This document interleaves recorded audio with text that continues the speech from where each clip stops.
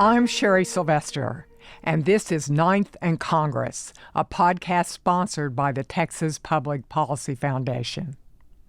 Last month, hundreds of professors from the University of Texas crowded into the Texas Capitol to testify against new legislation to ban diversity, equity, and inclusion programs on college campuses. My guest today, Dr. Daniel Bonevac, stood alone as the only UT professor who testified in support of that bill, which passed and has been signed by the governor. Dr. Bonevac has called DEI programs the campus thought police.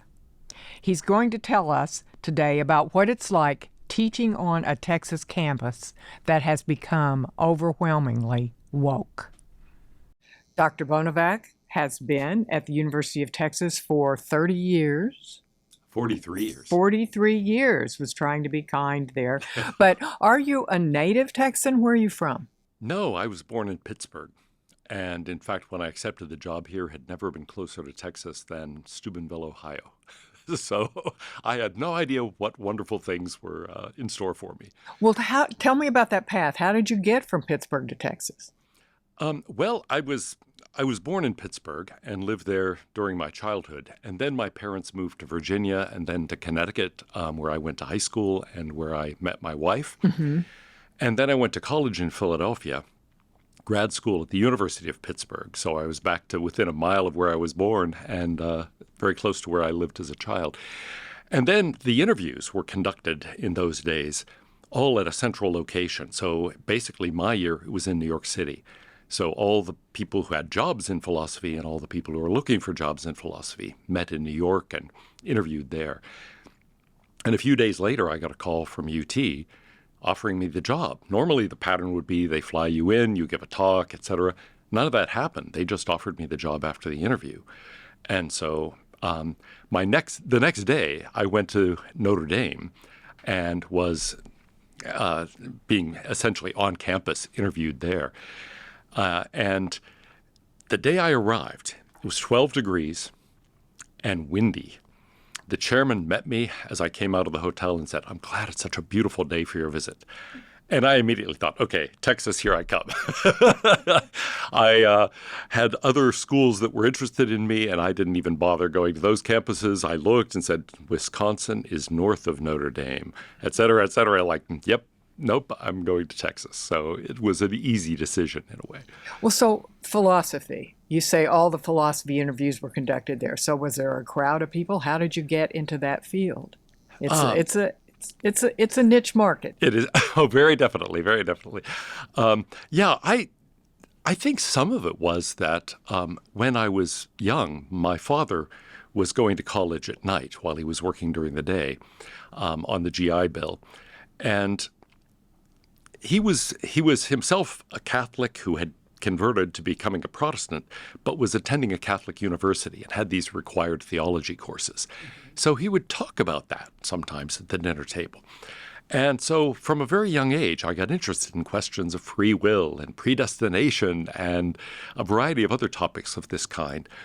And we would occasionally talk about that. I heard him debate his older brother, who was an avowed atheist.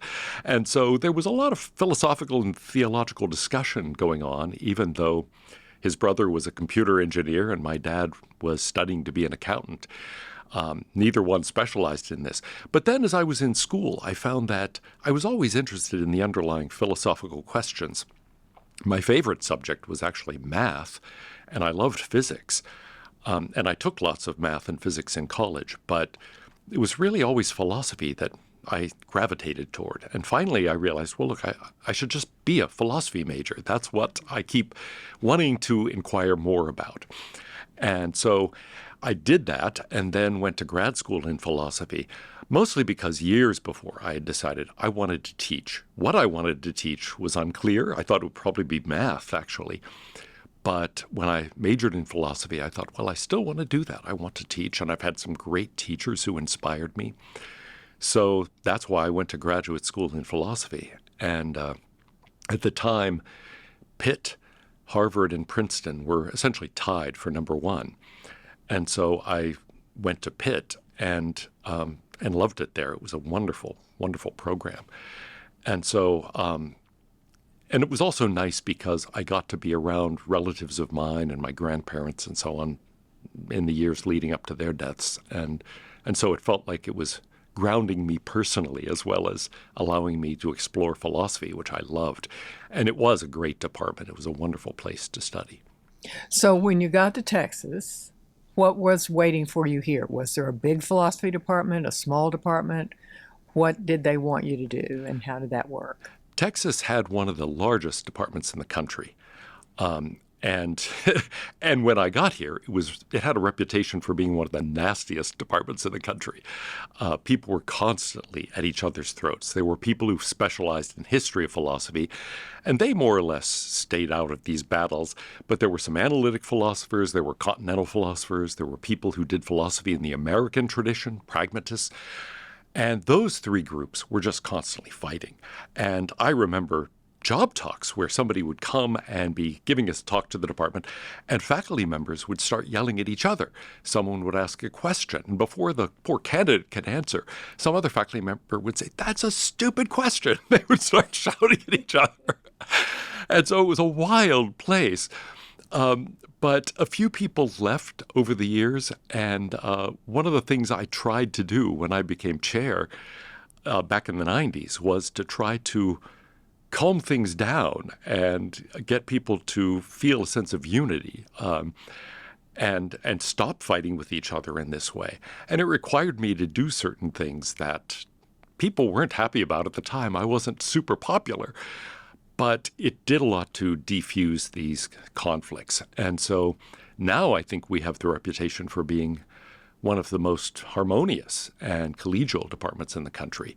We don't fight. In fact, we hardly ever meet. And when we do, it's more like, your idea is brilliant, but yours is really good too, and all this kind of thing.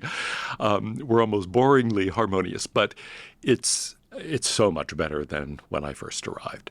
And I think it's partly that these traditional fights have either become less intense in the profession, or it really was just a few people who were generating a lot of the conflict. And once they left or retired, the conflict stopped.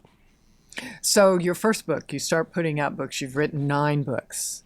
Is there a theme, or have they progressed in your thinking?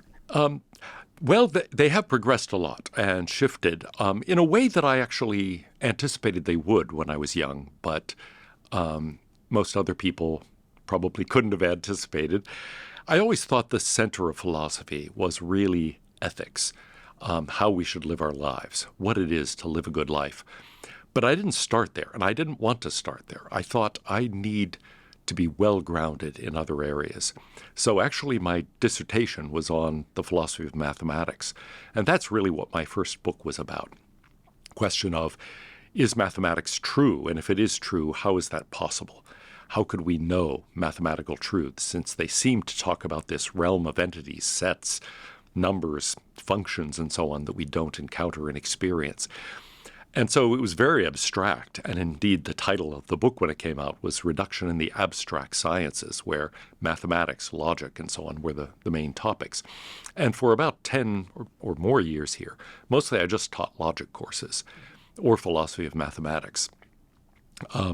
But then my interests started shifting and broadening. I wanted them to. I had always planned to study more of metaphysics first and then eventually branch into ethics. And in the 90s, my path changed a little bit because a student in a Plan 2 course once asked me, why are all the readings in this course from Western philosophers? Why aren't we studying anything outside of Western philosophy? And my answer was basically, well, that's all I've ever studied. That's all I know. And it was really common back in those days for philosophers to think of their subject as starting with Socrates or a few pre-Socratic philosophers going through Greece and Western Europe, and then to the United States and to other English-speaking countries. And that was philosophy. So you studied this pattern basically from Socrates up through, well, maybe some of the medievals, but then Descartes and Hume and Kant and some contemporary figures. And by then I realized, look, there's a huge amount of philosophy that I don't know from outside that tradition. So I took about a year when my first daughter was born and was spending much of it at home on a grant. And I decided I'm going to, in addition to working on the grant, just start reading Chinese philosophy and Indian philosophy and so on. And so I did that for about a year and talked to a colleague of mine, Steve Phillips, who specialized in Indian philosophy. And we decided to do a book, and it turned into a series of books together, which were edited, but with a large contribution from us in explaining this material, where we included a lot of philosophy from outside the Western tradition. In fact, the first in this series was called Beyond the Western Tradition. And our idea was to make some of these texts accessible to people so that people realized philosophy is this global phenomenon. It's not something that emerged just in ancient Greece. It was also alive in ancient India, ancient China, and in a variety of other parts of the world. And there are traditions in those parts of the world that now are increasingly being integrated with Western philosophy, so that the divisions seem, at least our goal was, that they would become kind of artificial and historical artifacts, but that people would talk across these boundaries.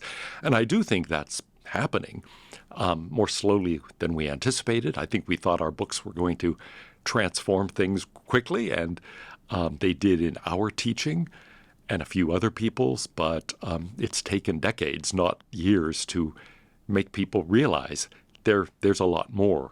And this is really a global kind of thing we're dealing with. People are asking the same questions.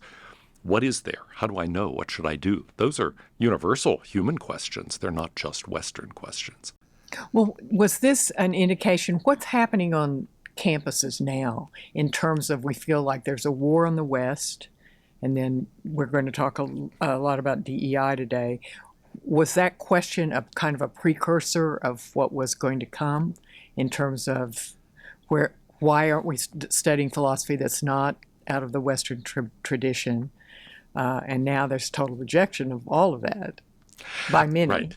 Oh, yes. I think it is part of the same phenomenon, because around the same time in the early 90s, there was, in general, an attempt to be multicultural and to push for the study of other cultures, and often in a way that really did run down Western thought in general and Western civilization.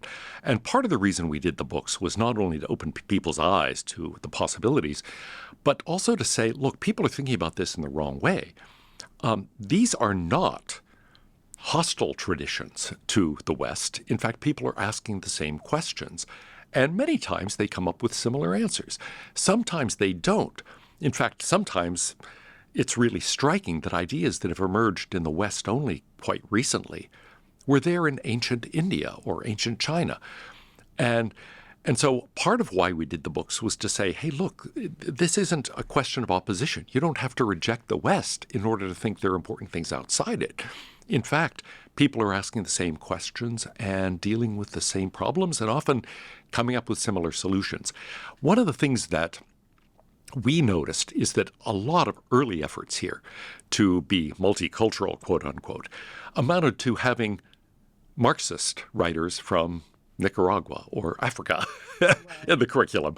And that's absurd. First of all, their ideas are derived from Western civilization, namely Marx. But secondly, that's not at all reflective of the tradition of philosophy in, say, Latin America or Africa or China or India. And so we thought, this is absurd. People are trying to give the impression that, all of these people from other cultures have been proto-Marxists and proto-postmodernists all the way along. And it's just ridiculous. That's not at all what those traditions are about. So that was about the 90s. Yes. It was coming in. And did you see that as a precursor when you testified before the Texas House a month or so ago? You were talking about diversity, equity, and inclusion, and you said it functions as a campus thought police. Is this how you saw this come in? There was definitely an anti-free speech element even back in the 90s, and there were some bloody conflicts over this. At UT and elsewhere, as people tried to take various courses that were traditionally non-ideological and make them highly ideological. And so I was involved in some of those conflicts back then about our English 306, our English composition course. And it eventually led to a sort of division of that department into a division of rhetoric and composition separated from the English department. But it was happening nationally. So what happened in each class? So what happened in rhetoric and composition that was separate from English? Well, basically, the original course was teaching students how to write. And it was done in a kind of traditional way. Here's the structure of a good sentence. Here's the structure of a good paragraph and of a good essay and so on. And then suddenly people wanted to turn it into a course on Marxism. Here are a bunch of radical writings, and they wanted people to write about that. And the writing mechanics were getting suppressed. But it was a very specific thing. There were certain specific courses. Most of us, in doing what we did, didn't really feel much effect of this. But now it's much more general in a couple of ways. First of all, it's infusing the entire curriculum. It's in general, hey, we're trying to make people feel included, and that means shutting down speech that might upset anyone. And that really wasn't part of the framework in the 1990s. But the other part is it's not just an attack on Western civilization anymore. It's an attack on reason. The whole idea is that, rational argument is less important than people's lived experiences and their emotional reactions. And that really tears down not just Western thought, it tears down thought. There is no sense in Indian philosophy or Chinese philosophy or any other tradition I'm familiar with that says, yes, just go with your emotions and reject reason and so on. There are always a few skeptical figures in each tradition who say things like that, but it's never been dominant in any tradition. And the idea that now people are really attacking reason itself and denouncing things like mathematics or science as racist, that's way beyond anything anyone said back in the 90s. So now it's really targeted much more broadly. Everybody is in the crosshairs really here. And I not only think that's new, it's something that people have been realizing only recently. I think much of the campus, people in the sciences, people in engineering or business, for a long time thought, well, those crazy liberal arts people may do this or may do that, but it has nothing to do with us. And I think they're finding out now, no, it has a lot to do with you, because this isn't just some abstract philosophical dispute, and it's not just, hey, some people in liberal arts are doing some pretty wild things. They really mean to tear down reason itself. And that's why I see it as so threatening to the foundation of a university and to civilization in general. Yeah, John Saylor from the National Association of Scholars, when he wrote a report about the development of DEI at the University of Texas, he used the phrase that they had created a cathedral of bureaucracy. And I later found the statistic that after George Floyd's murder in 2020, the number of DEI officers increased 60% in this last 2 or 3 years, and so it really has infused. And I'm wondering what difference that has made. I get what you're trying to teach, but what does that mean to discussions in your classroom when you walk in? What are the students saying? What are they thinking?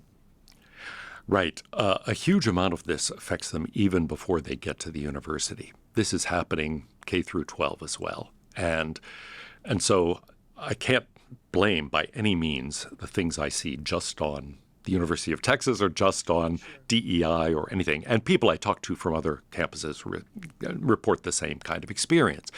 Already in 2016, I was on Tucker Carlson's show talking about the fact that students just clam up when controversial issues come up in class. They're afraid. And they're afraid not so much of the university bureaucracy or of faculty members, though that's part of it. They're afraid of each other. They're afraid to say anything that would make them unpopular or a target of attacks on Facebook or anything of this kind. And so there is a real fear among the students to not step out of line.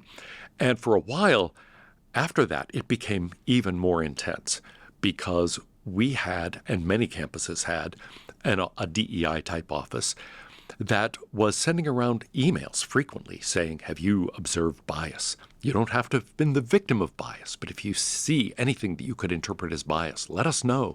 File a bias incident report form, and we will dispatch a bias incident response team that will investigate this. And they were getting hundreds of complaints and demanding more staff because of all these complaints. But they were soliciting this and saying essentially, has anything upset you or anyone you know? Report it. And you can imagine that adolescents piled in away from home in a college campus setting are going to find lots of things to be upset about. And indeed, they were. So it was kind of an amazing transformation, and it made everybody very, very nervous, including faculty members. I started noticing teaching is not nearly as fun as it used to be, partly because you can't have a sense of humor anymore. It's related to the fact that comics won't appear on college campuses anymore. You can't laugh at anything. And so people are always walking on eggshells. Now, that has relaxed a little bit as a result of a lawsuit. We've dropped our bias incident response teams. We don't get those emails anymore. And also some of us, I think, have just realized, look, this is ridiculous. I'm going to make jokes. I'm going to say things. And if somebody's offended by it, well, too bad.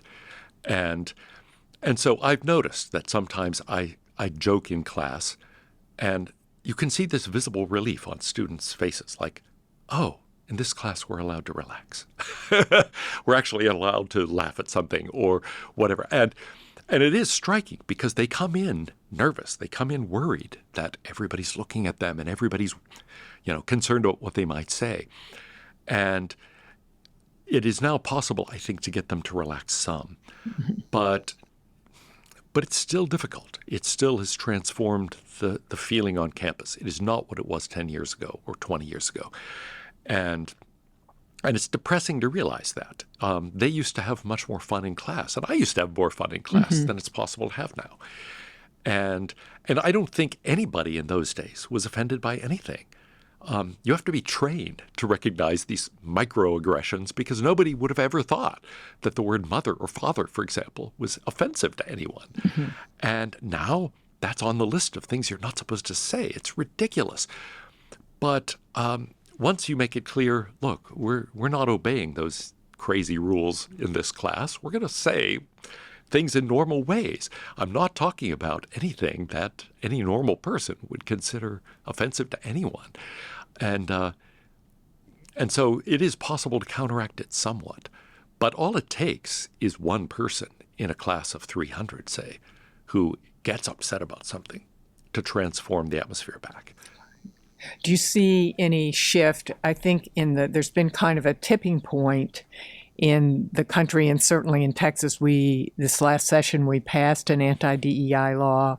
We passed tenure reforms.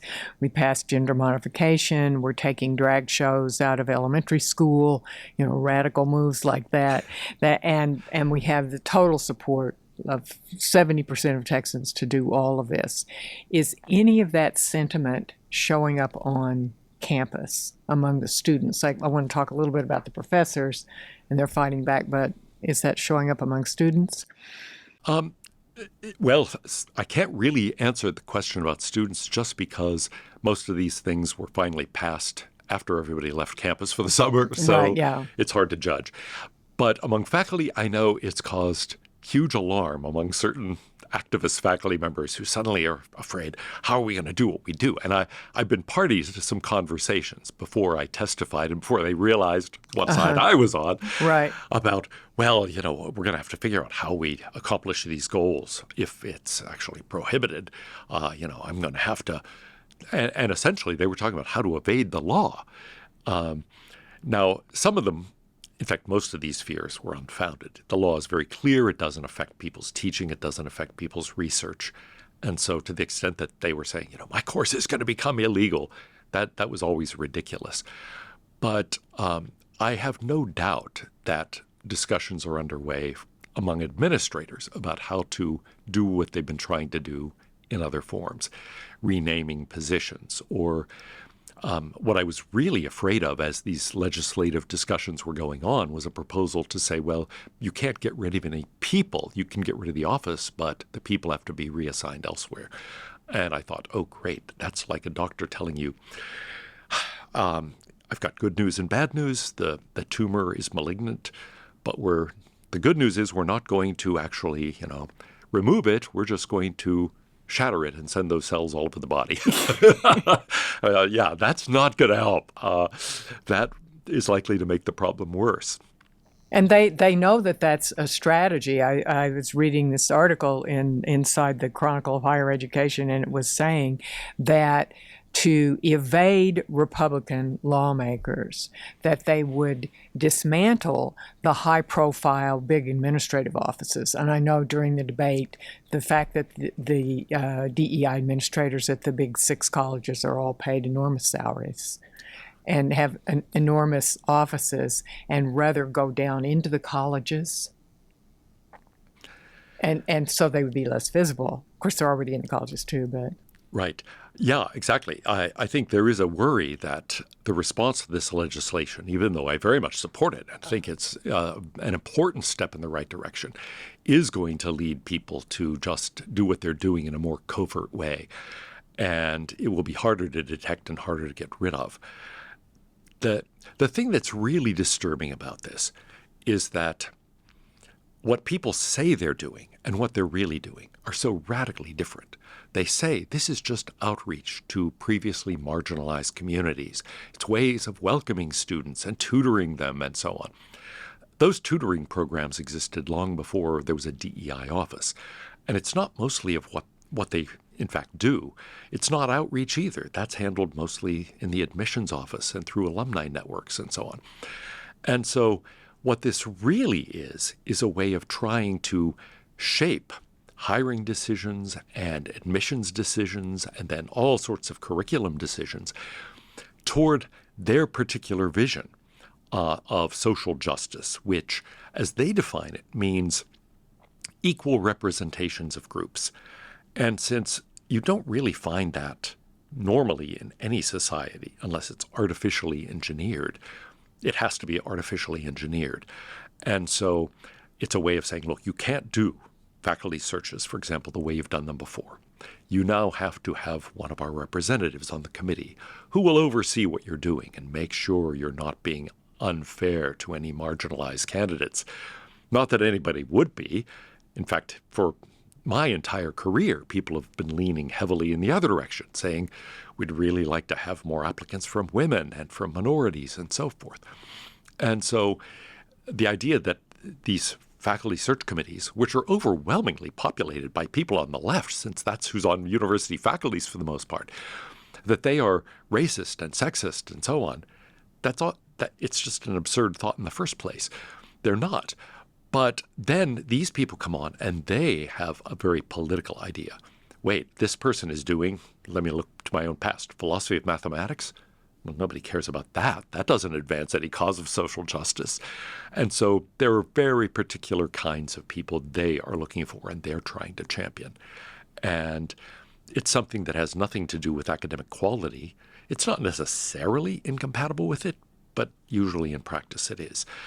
And to the extent that they are interested in people who have their philosophical view, which really is a rejection of objective truth and objective knowledge, of rationality, then it really is incompatible with good academic work. You can't reject rationality and produce excellent intellectual products, either in the classroom or in writing. And so there's a real problem there. Or merit, yeah.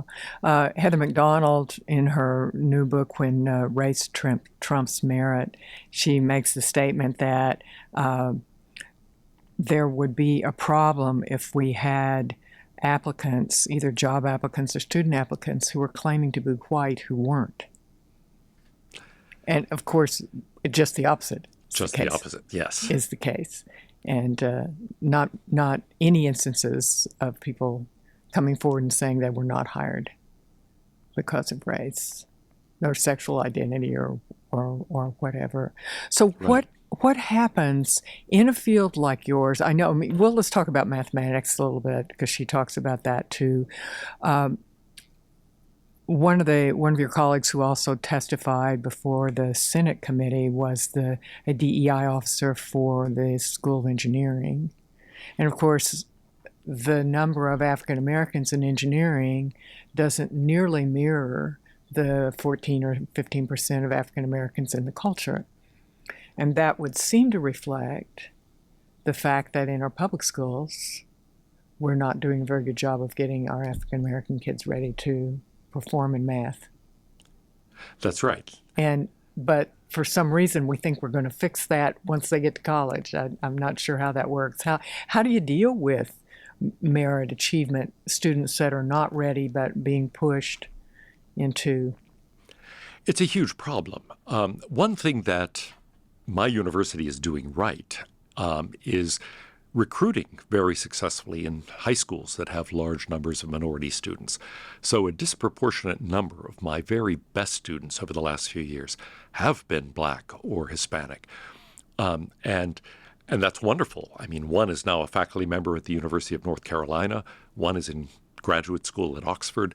So these are very talented people, and I'm really happy that we managed to get them to apply to UT and come to UT. So I don't want to paint with an overly broad brush, but it is true that because of the efforts of affirmative action and DEI offices, but also as a result of attempts to get around the law by making admissions criteria fuzzy, we get a lot of students from all sorts of backgrounds and of all sorts of ethnicities who really aren't well prepared. And you're right that certain populations are on average less prepared than others. And it's very hard to fix that once people get to college, partly because the way people usually try to do it, if it's a good faith effort, is to have special tutoring programs or have special help. But that adds to people's workloads, and they're having trouble handling the workload already. So giving them more things to do, at least in the short term, makes it harder. It doesn't help.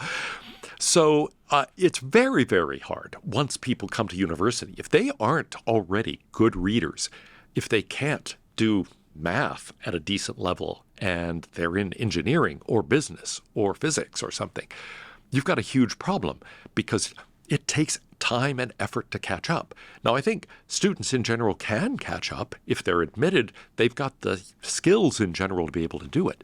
But not at the same time, they're actually managing this. Right. I think if we were all to be serious about it, we'd recognize that there's a huge problem that is coming out of K-12, and partly because of the inputs there, partly because of people having very difficult home backgrounds and other problems.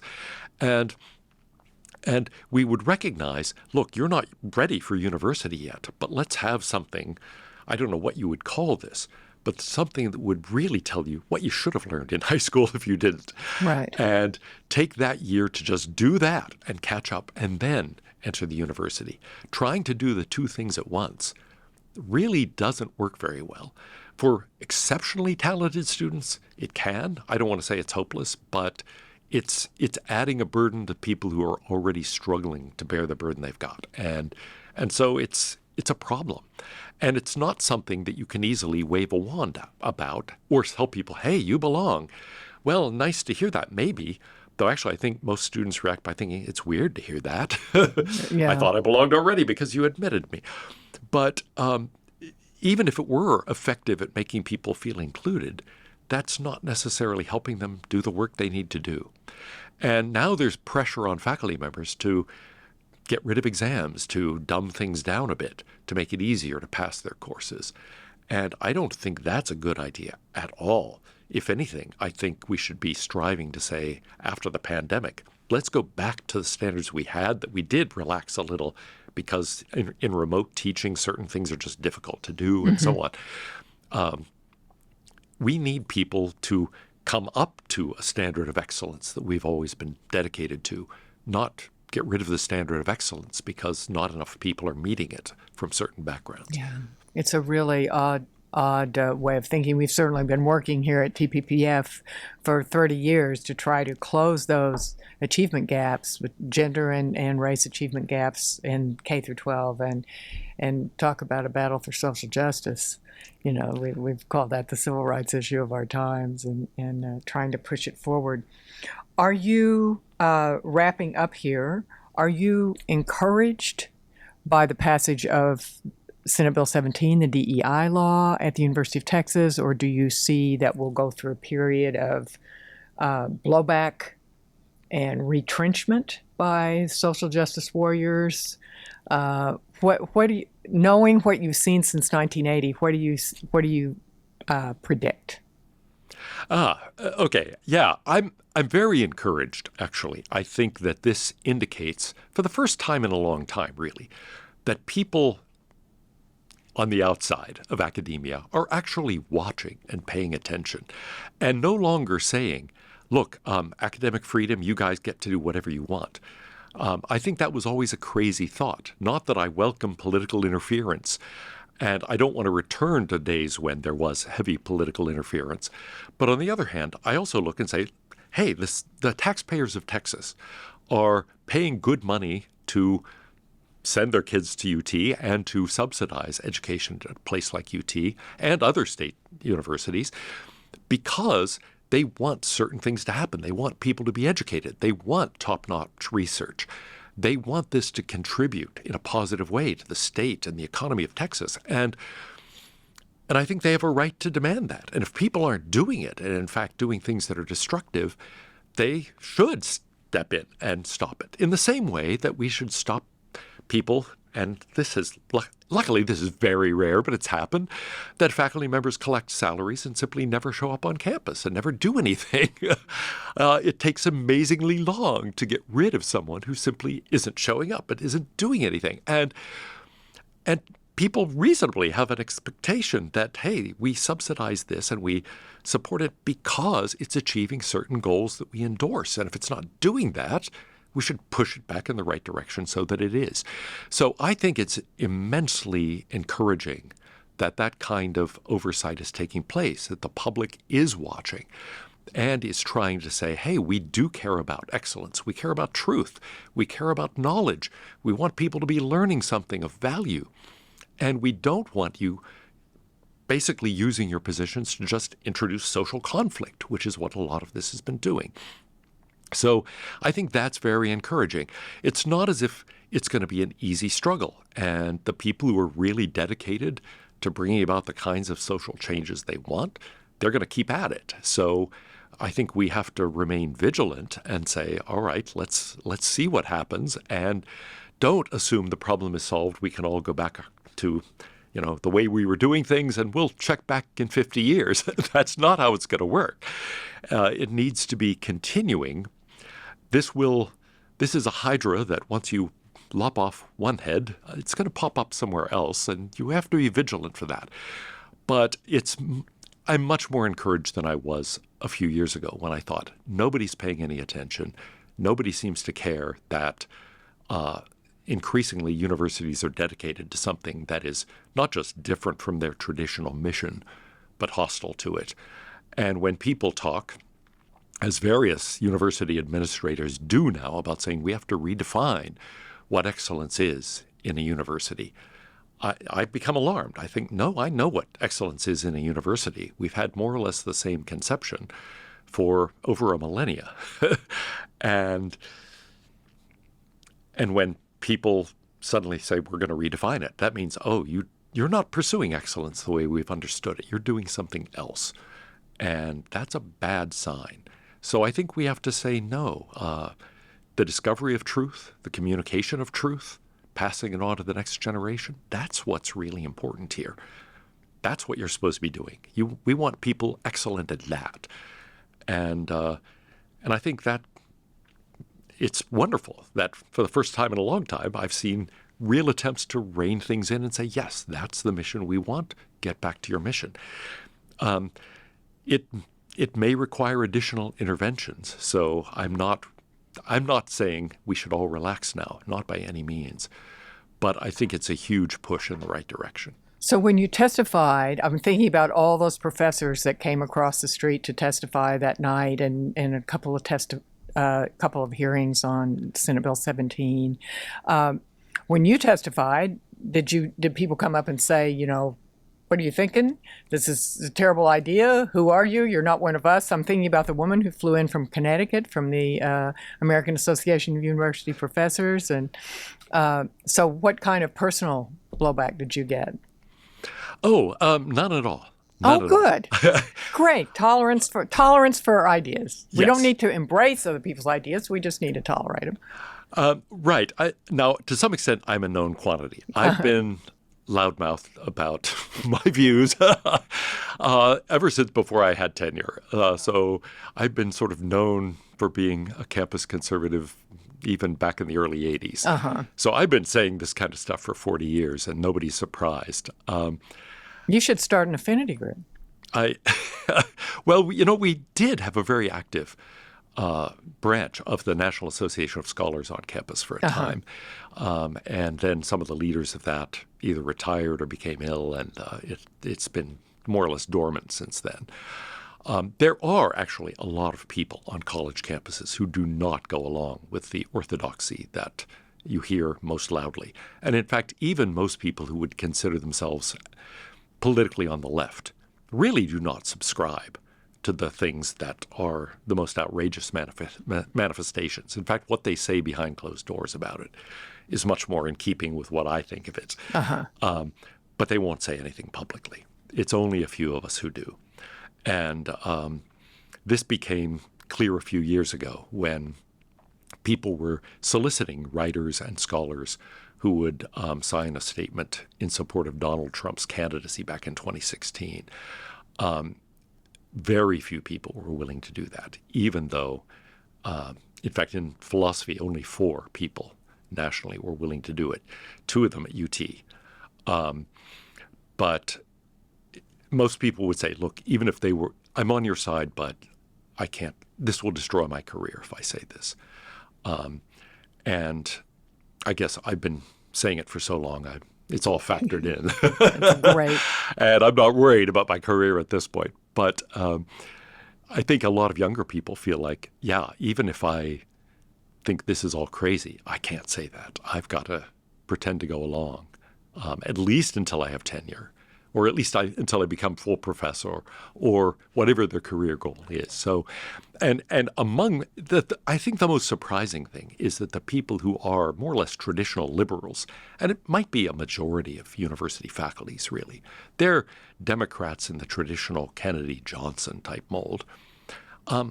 They, for the most part, don't go along with this stuff either, and they don't reflect it in the way they teach their classes, but they'll never say a word against it. And they will support hiring such people and so forth. And so over the time I've been there, if there's one thing that's been the most frustrating, it's that. The people who realize this is nonsense and it's hostile to the mission of the university and do oppose it personally won't act on that. They let it happen. Well, I'm so glad you came to talk to us about this. That seems like a philosophical, ethical question. It is. It really is. But thank you so much for joining us today on the 9th and Congress podcast. Look for it wherever you get your podcasts. If you'd like to receive the 9th and Congress newsletter with my commentary on Texas and America, you can find it on the TPPS website, www.texaspolicy.com.